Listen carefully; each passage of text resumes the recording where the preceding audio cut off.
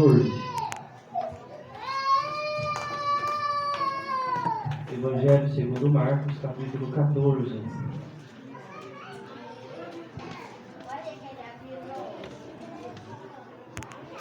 A mocidade, os jovens, não vamos dizer as crianças, mas os jovens, a mocidade principalmente, tem que se esforçar, irmãos.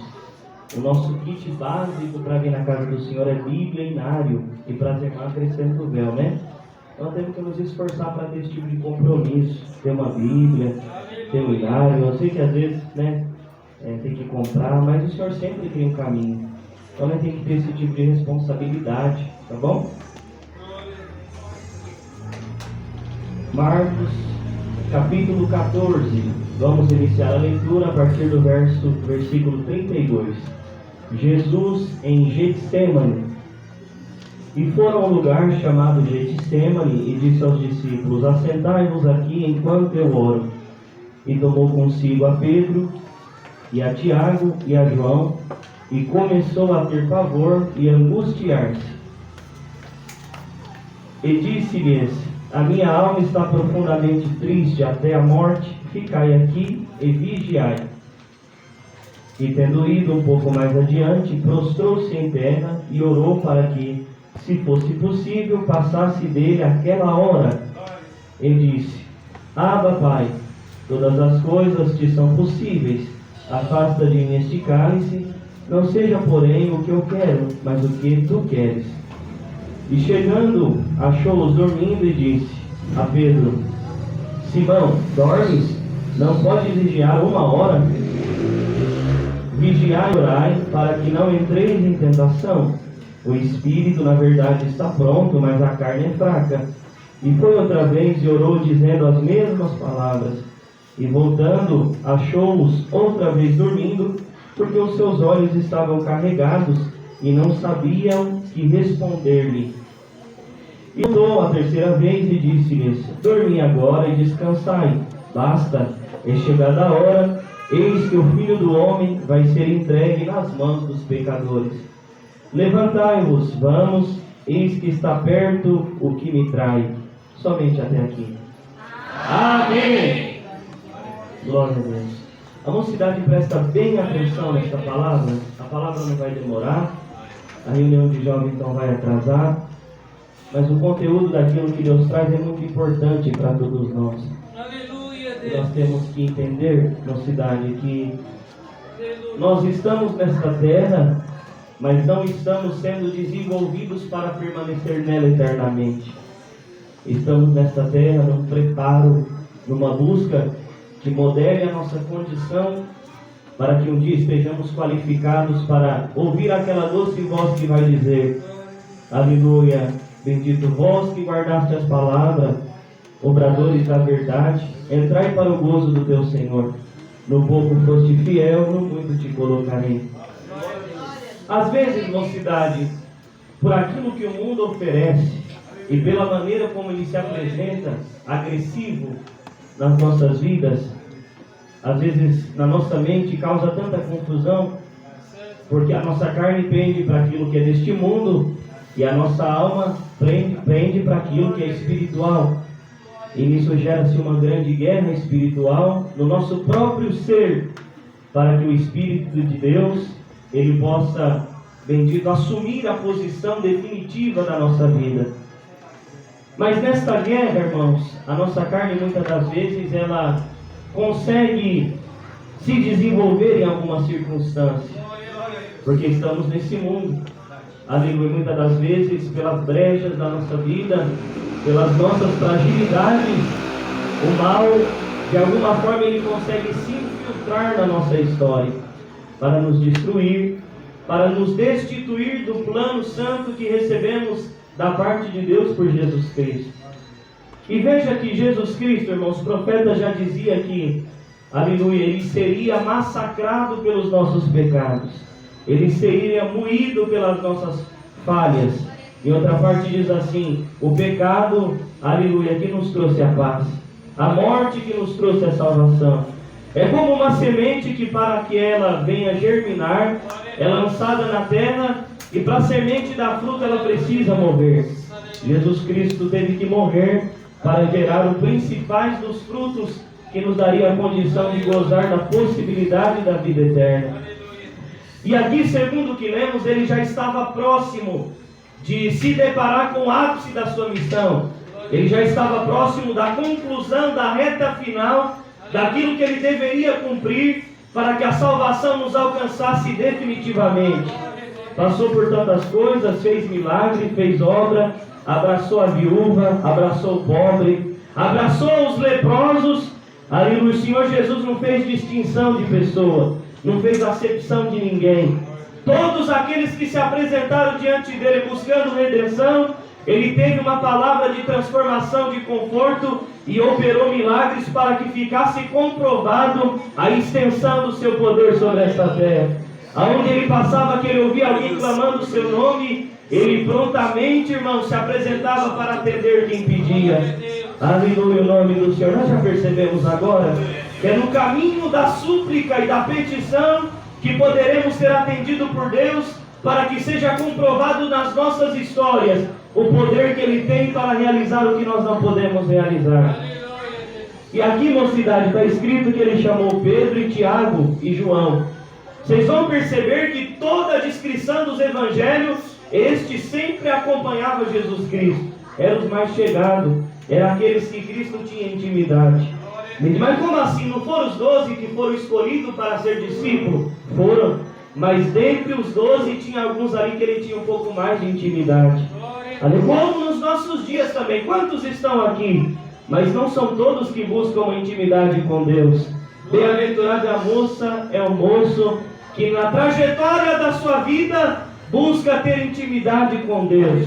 Através da sua oração, através, aleluia, no teu silêncio, no teu segredo, você se apresenta humildemente diante do Senhor e fala: Senhor, eu quero ser participante, aleluia, das tuas virtudes e da tua misericórdia. Pois bem, mocidade, veja bem uma coisa: o Getsemane é o Monte das Oliveiras. Poderia ser descrito como o Monte das Oliveiras aqui, mas Getsemane representa a prensa para moer a azeitona da onde se extrai o azeite. Como quem representando que naquele momento, aleluia, a alma do Senhor Jesus estava em grande aflição. É tanto que, aleluia, mesmo sendo participante de tantas coisas, aleluia, o nome do Senhor, ele sentiu medo naquele momento. Mocidade, presta bem atenção nisso aqui. Aleluia, ele chama os discípulos. Olha, antes disso aqui, ele estava comemorando a última Páscoa e fazendo a instituição da Santa Ceia. É quando ele se apresenta para os discípulos, ele fala: olha, hoje nós vamos comer a última Páscoa e a partir de agora vamos fazer a Santa Ceia. Hoje vai ter Santa Ceia na central. E partindo o pão, ele deu aos discípulos, e o vinho também. Ele dizia assim: coma desse pão, porque é a representação do meu corpo que hoje é revelado diante de todos vós. Eu vou diante de vós, mas vós farei isso em memória de mim enquanto estiveres nesta terra.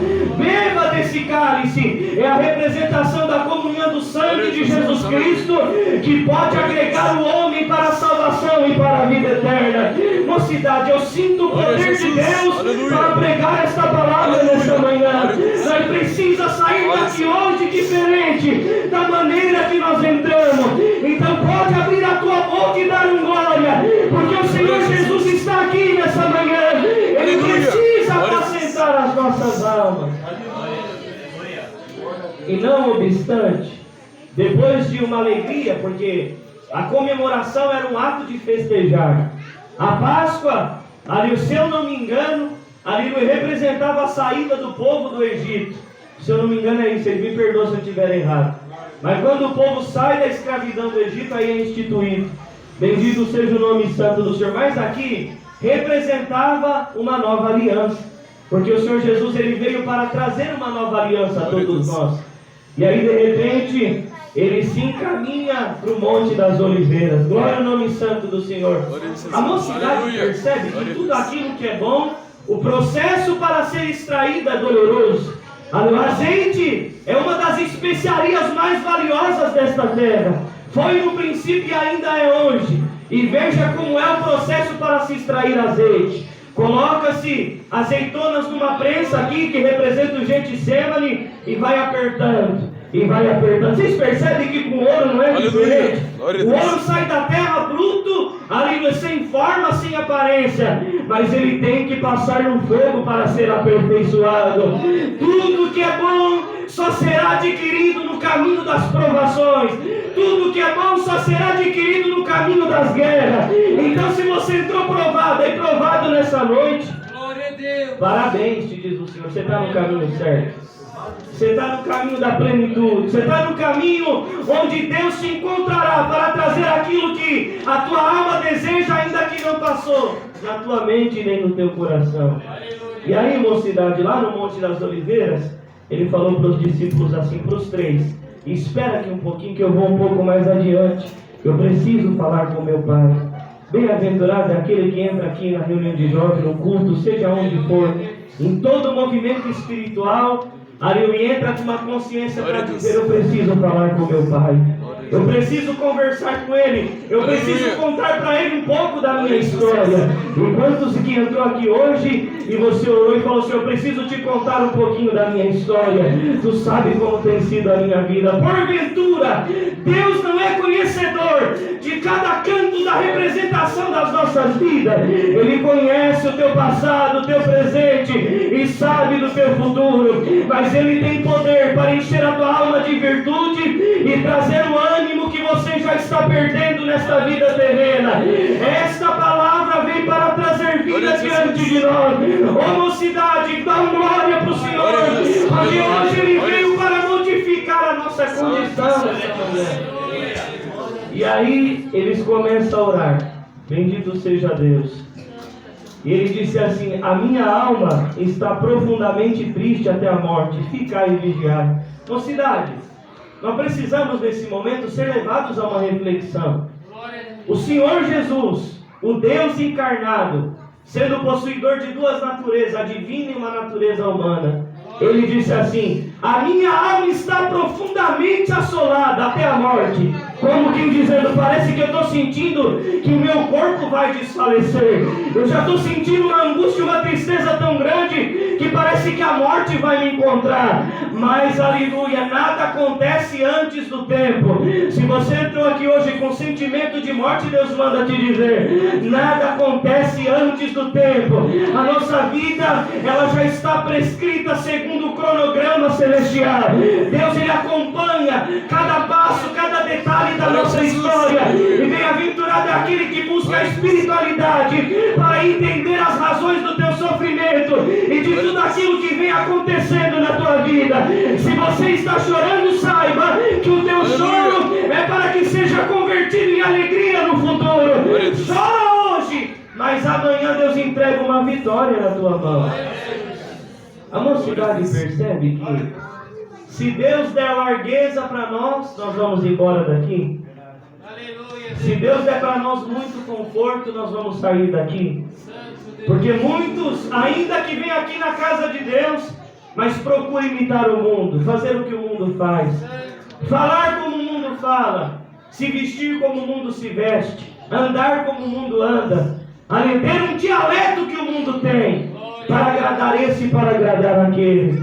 Mas veja que a missão de Jesus Cristo era uma missão objetiva. E ele começa a orar e fala assim para o Senhor: presta bem atenção nisso aqui. Senhor, se for possível, passa de mim esse cálice. Em outra parte está escrito, se eu não me engano, em Lucas fala que quando ele começa a orar, ele começa a suar, e o seu suor vai se transformando em sangue. Dá para entender isso aqui, mocidade? Dá para entender a profundidade do sofrimento. E tem uma parte da medicina que explica que quando o homem e a mulher é colocado numa situação de grande sofrimento, é possível que saia sangue das suas lágrimas e o seu suor também se transforme em sangue. Ele passou pelo ápice do sofrimento. Ainda que você está chorando aqui hoje, mas o teu choro não se compara pelo que o Senhor Jesus, o nosso Pai, passou nesta terra e o que Ele teve que enfrentar para nos conceder esse santo direito de estar aqui nessa manhã.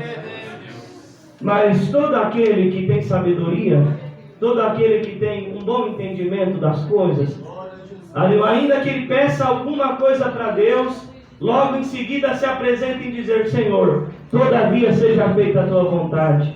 Porque a vontade de Deus ela é boa, perfeita e agradável. Os planos de Deus são excelentes, são maravilhosos.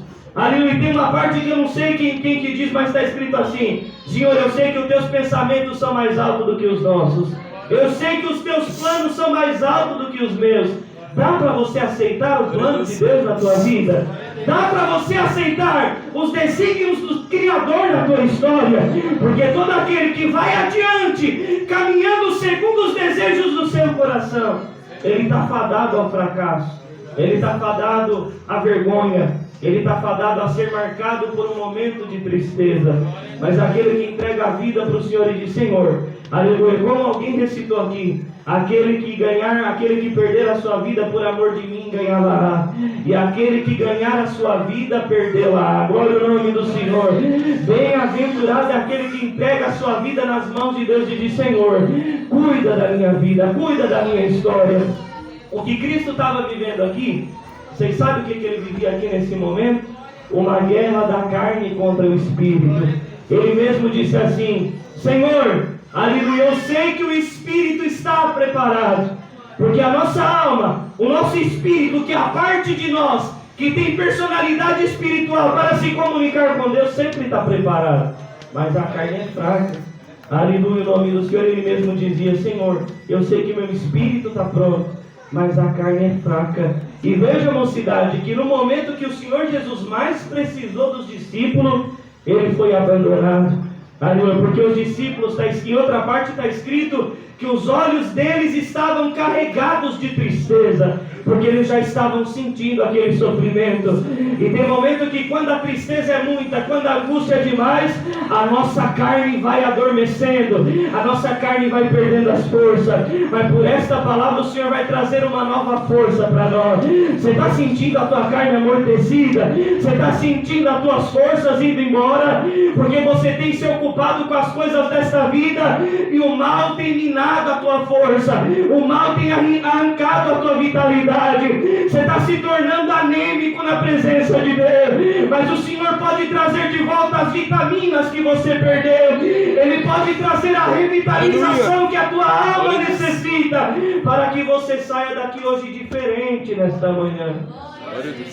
Muitos já não entram mais aqui porque perderam a vitalidade, perderam as vitaminas do corpo, perderam a força, perderam a condição de continuar caminhando. Mas bem-aventurado é aquele que tem persistência, aquele que não nega o Senhor por nada. Porque não adianta, o homem pode caminhar de um lado para o outro, pode caminhar daqui para lá, ainda que nesse mundo passe e sinta a experiência de pequenas alegrias, dentro dele e dentro dela criará um vazio com a forma de Deus, um vazio que só Deus pode preencher e que só a sua virtude pode nos completar. Você percebeu que é só a virtude de Deus que te completa? Nós vimos a serva de Deus agradecendo o Senhor. Eu estava fraca, eu estava abatida, mas numa oração a virtude de Deus me completou e eu percebi que Deus estava na tua vida. Você quer sentir a presença de Deus? Só depende da tua comunhão, do teu glória, do teu aleluia,